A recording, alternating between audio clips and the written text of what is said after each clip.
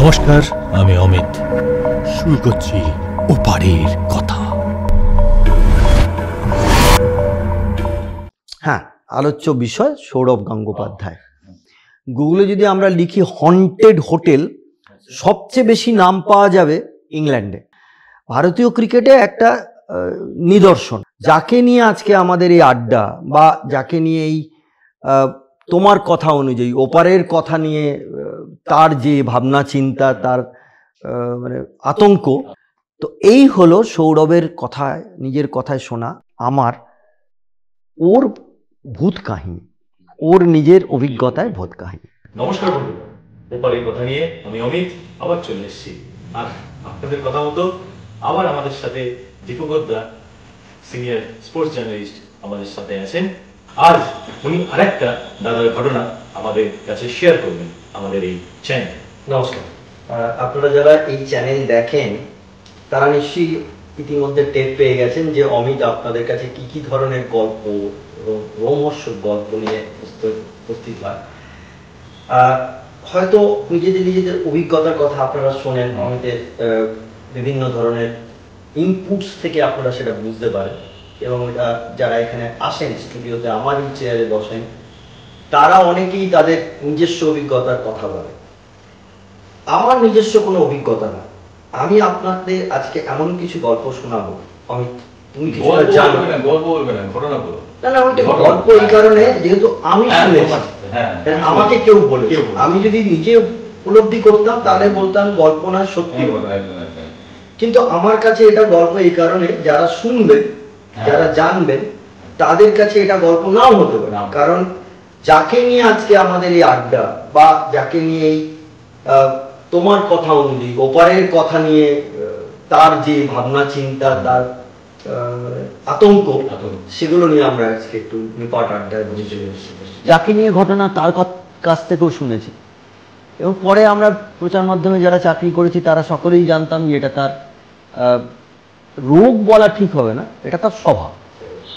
কি সেই লোক, কে সেই লোকটি, এগুলো আমি পরে বলছি। আজকে ঘটনা, ভারতের দুজন ক্রিকেটার, ইস্ট জোন থেকে সৌরভ গাঙ্গুলি, ওয়েস্ট জোন থেকে একজন ক্রিকেটার গেছে। কোথায়? Junior national camp, Bangalore. এটাও ব্যাঙ্গালোর না, মোস্ট প্রবাবলি ব্যাঙ্গালোর না, ইন্দোর টিন্দোর কোথাও হলেও হতে পারে, আমি রিকালেক্ট করতে পারছি না ঠিক কোথায় নিয়েছে। ইন্টারেস্টিংলি, ওই মুম্বাই থেকে যাওয়া ক্রিকেটারটি আর সৌরভ গাঙ্গুলি দুজনেই একই রুমে শোয়ার, মানে রুমমেট হয়। এবং যে ক্যাম্পে গেছিল সেই ক্যাম্পে ওরা দুজনেই শুধু ব্যাট করবার জন্য যায়নি, সৌরভ গেছিল বোলার হিসাবে, এবং সচিন তেন্ডুলকারও জোরে বল করবে বলে গেছিল। খুব ইন্টারেস্টিং পয়েন্ট, আমি বলেই দিলাম সচিন তেন্ডুলকার। হ্যাঁ, আপনারা যারা শুনছেন শুনুন, সচিন তেন্ডুলকার আরেক কীর্তি, আরেক গল্প। তো সচিন তেন্ডুলকার ছিল ওর রুমমেট। প্রথম দিন রুমে দুই বন্ধু খাটাখাটনি, প্রচুর খাটাখাটনি, বাসু পারাঞ্জেপের কোচ প্রচুর খাটাতেন। ওদের কথা খেটে টেটে গিয়ে দুজনেই ক্লান্ত, খাওয়া দাওয়া করে ডিনার ফিনার করে শুয়ে পড়েছে। লাইট ফাইট নেবার, আমি তোমায় বলেছি যে সৌরভ লাইট জ্বালিয়ে শুতে পারে না, সচিনও ওরকম না, লাইট নিভিয়ে শুয়ে। তো ঘুমিয়েছে। বেশ খানিকক্ষণ পেরোনোর পর, হয়তো ঘন্টা কি 2 ঘন্টা কি 3 ঘন্টা এরম পেরোনোর পর সৌরভের ঘুমের রেস্টটা একটু আলগা হচ্ছে। এপাশ থেকে ওপাশ ঘুরতে যাবে। সাধারণত কী হয়, আমরা যদি এপাশ থেকে ওপাশ ঘুরি, যদি আমরা আদৌ ঘুরি বা ঘুমন্ত অবস্থায় ঘুরি, চোখ খোলা থাকে। কিন্তু যদি চোখ খুলে একটুখানি পাতলা ঘুম আমরা ঘুরি, তখনই আমাদের পায়ের দিকে নজর দেয়, মানে চোখ নিচের দিকে নজর দেয়। ও তাকিয়ে হট করে দেখছে যে জানলার কাছে একটা ছায়ামূর্তি নড়ছে। বাস, এমনিতেই তো ভীতু, বা ভীতু মাইনিয়ে সেন্স ভূতে ভীতু, ওর তো হয়ে গেছে, ওর তো ঘুম ছুটে গেছে, ঘুম চৌপাট। এবার ও তাকাবে কিনা ওই দিকে আরেকবার, সেটা ভাবছে। ভাবতে ভাবতে ভাবতে ভাবতে ভাবতে ভাবতে কি করবো,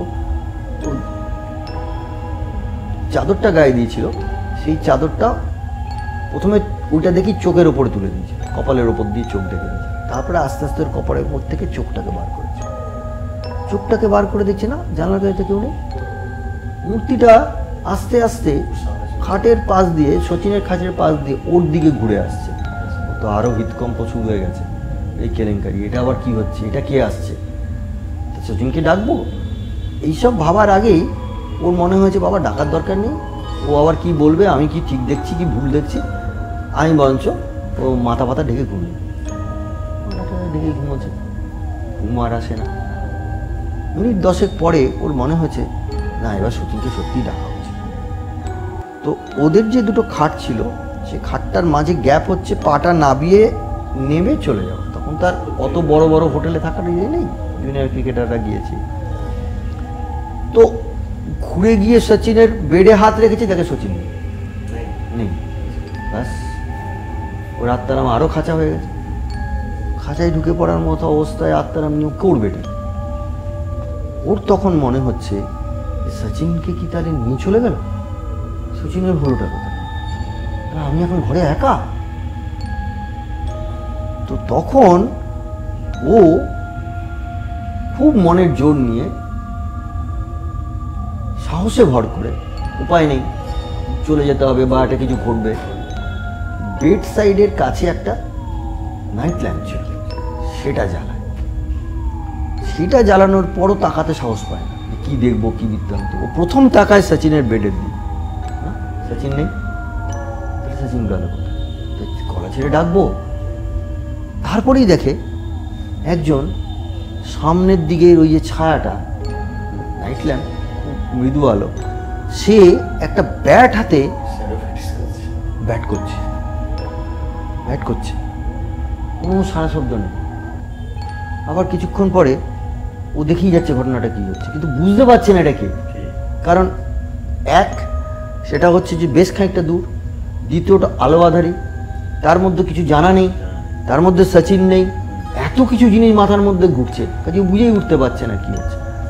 তারপরে দেখছে যে ওই মূর্তিটা ব্যাটটা গিয়ে দেয়ালে ঠেকিয়ে দিচ্ছে, তারপরে আবার জানলার কাছের দিকে যাচ্ছে, এবার আস্তে আস্তে ফিরে আসছে। কোন দিকে ফিরে আসছে, ওদের যে খাটের মাঝখানে যে গ্যাপ সেই দিকটা ফিরে এসছে। ও তাড়াতাড়ি গিয়ে এটা বন্ধ করেছে লাইটটা, এবার তো এসে যাচ্ছে, এবার তো আমাকে না দেখে ফেলে।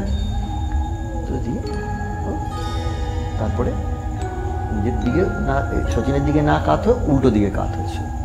এই কাত হওয়া শোয়া অবস্থায় দেখে যে অনেকটা সময় পেরিয়ে গেছে, এবার একটু ঘুরে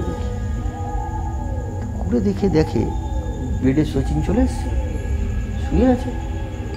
তখন ও বলছে, সচিনকে ডেকে কিছু বলতে পারছে না, ভাবছে যে বলবো, এই তো এমনিতেই আমার পিছনে লাগে। সত্যি সচিন জাদেজা এরা ওই কম বয়সে সৌরভের পিছনে প্রচুর লাগতো, এবং ও অসংখ্য ঘটনা আছে, অসংখ্য মজার ঘটনা আছে।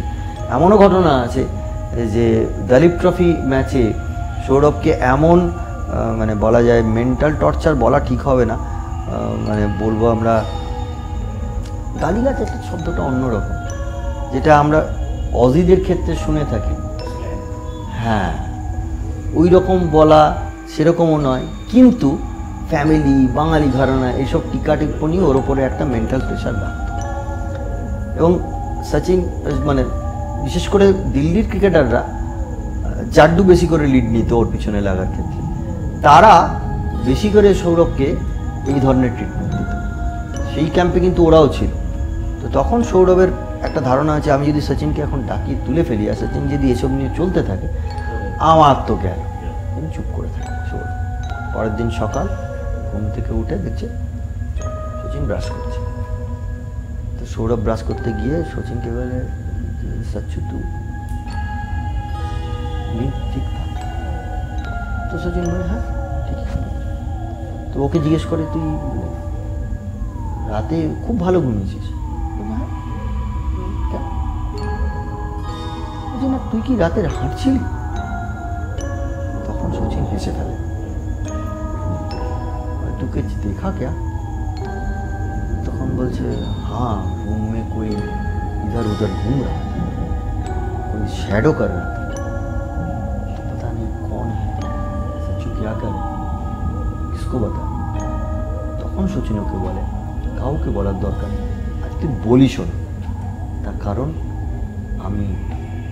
আমার রাতে যেদিন আমি খুব বেশি ভাবি, আমি রাতের মধ্যে এরকম হেঁটে বেড়াই, ঘুম থেকে উঠে হেঁটে বেড়াই, শ্যাডো করি। কোনো এক সময়